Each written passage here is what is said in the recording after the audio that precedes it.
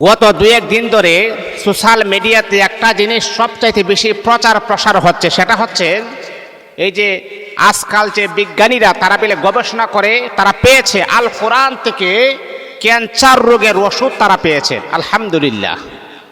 দেখেন, আল্লাহ পাক রব্বুল আলামিন তিনি তার কোরআনে তার হাবিবকে জানায় দিয়েছেন, আমার হাবিব এই কোরআনটা হচ্ছে এমন একটা কোরআন, এই কোরআনের পৃথিবীর সৃষ্টির সূচনা লগ্নে থেকে নিয়ে সমাপ্তি ঘটা পর্যন্ত এই পৃথিবীতে যা কিছু হবে সমস্ত কিছু আমি আল্লাহ কোরআনের ভিতরে আলোচনা করেছি। এমন কোনো রোগ নাই যেটার ব্যাপারে কোরআন বলতে পারে না। কিন্তু হ্যাঁ, মনে রাখতে হবে, বিজ্ঞানের গবেষণা যেখানে শেষ, আমি এটা আল্লাহ পাক রব্বুল আলামিনের ইজ্জতের কসমকে আমি বলতে পারি, বিজ্ঞানের গবেষণা যেখানে শেষ সেখানে কোরআনের বিজ্ঞান মাত্র শুরু। আল্লাহু আকবার, আল্লাহু আকবার। আজকে বিজ্ঞান রিসার্চ করার পরে, গবেষণা করার পরে তখন দেখা গিয়েছে এই কোরআন রিসার্চ করে তারা ক্যান্সার রোগের ওষুধ তারা পেয়েছেন। কিভাবে ক্যান্সার রোগকে দূর করা যায়, ক্যান্সার আক্রান্ত থেকে কিভাবে একটা মানুষকে সুস্থ করা যায়, আজকে তারা গবেষণা করে পেয়েছে।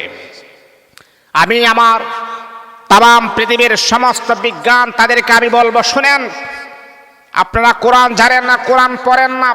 যদি আপনারা কোরআন যদি পড়তেন, কোরআন নিয়ে যদি আপনারা গবেষণা করতেন, আল্লাহর কসমকে বলি এতদিন সময় আপনাদের লাগতো না ক্যান্সার রোগের ওষুধ বানানোর জন্যে।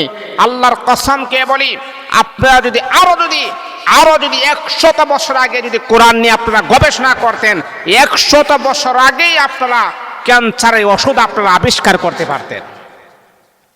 এই কোরআনে কি নাই? আপনি বলেন এই কোরআনে কি নাই? সমাজ ব্যবস্থা কিভাবে পরিচালনা করতে হবে কোরআন আপনাকে বলে দিবেন। কিভাবে একটা রাষ্ট্রকে সুন্দরভাবে সাজাতে হবে কোরআন আপনাকে বলে দিবে। কিভাবে একটা ফ্যামিলির ক্রাইসিস দূর করতে হবে কোরআন আপনাকে বলে দিবে। কিভাবে দেশ শাসন করতে হবে কোরআন আপনাকে বলে দিবে। আর এই কোরআনে আজ নাই কি? আপনার শরীরে জিনের আছর আছে, কোরআন আপনাকে বলে দিবে কিভাবে জিনটাকে দূর করতে হবে। আপনার শরীরে বিভিন্ন প্রকারের সমস্যা, এই যে ক্যান্সার, আমরা বলি কি জানেন যে ক্যান্সারের কোনো আনসার নাই। একটা মানুষের যখন ক্যান্সার হয়ে যায় তখন আমরা বলিনি যে এই মানুষটা আর পৃথিবীতে বাঁচবে না, এই মানুষটা আর বাঁচবে না, শেষ, তার ক্যান্সার হয়ে গেছে। কিন্তু এই দুর্ভাগ্যের বিষয় হচ্ছে আমাদের চিন্তা ফিকির গবেষণা খুবই কম থাকার কারণে আজকে আমরা ক্যান্সার রোগ দেখলে আমরা ভয় পাই। এর মানেই হচ্ছে আমরা কোরআন থেকে অনেক পিছিয়ে আছি। আহা, আপনারা যদি 100 বছর আগে যদি কোরআন নিয়ে গবেষণা করতেন তাহলে আজকে ক্যান্সার রোগের ওষুধ আজকে বিভিন্ন ফার্মেসিতে পাওয়া যাইত, বিভিন্ন দোকানপাটে পাওয়া যাইত। আপনারা ক্যান্সার এই বিভিন্ন বড় বড় রোগের ওষুধ এখন আপনারা আবিষ্কার করতে পারেন নাই। এটার ব্যর্থতা হচ্ছে আপনারা নিজেরাই। এখনো সময় আছে, আমি আপনাদেরকে সাজেস্ট করব, আমি আপনাদেরকে বলবো কোরআনের কাছে আসুন। এই কোরআন আপনাকে বলে দিবে কি করতে হবে না করতে হবে। এই কোরআন হচ্ছে সকল সমস্যার সমাধান। কারণ আল্লাহ পাক রব্বুল আলামিন বলেন এই কোরআনটা হলো শেফা।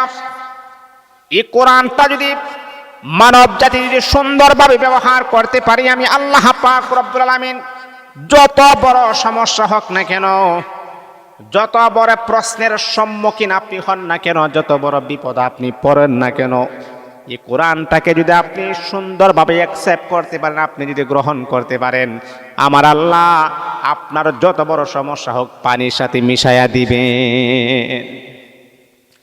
আজকে বিজ্ঞান তারা প্রমাণ করল 1400 বছর আগে নবী মুহাম্মদ সাল্লাল্লাহু আলাইহি ওয়াসাল্লাম বলেছেন পৃথিবীতে এমন কোনো প্রশ্ন নাই যেটার উত্তর কোরআন বলে দিতে পারবে না।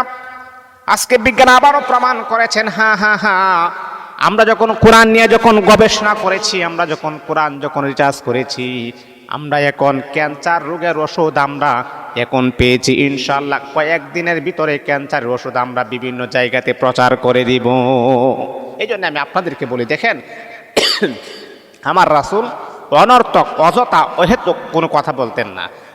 আমার রাসূলের প্রত্যেকটা কথার ভিতরে বিজ্ঞান আজকে বলেন, তবে মুহাম্মদ যেই সমস্ত কথা বলেছেন প্রত্যেকটা কথার ভিতরে বিজ্ঞান আছে। প্রত্যেকটা গবেষণার ভিতরে বিজ্ঞান লুকায়িত আছে। নবীজির প্রত্যেকটা সুন্নতের ভিতরে বিজ্ঞান আছে। আল্লাহু আকবার, আল্লাহু আকবার। কেমন বিজ্ঞান! আমার নবী ছিলেন বিজ্ঞানীদের বিজ্ঞানী, মহাবিজ্ঞানী। আমাদের নবী হচ্ছে সবচাইতে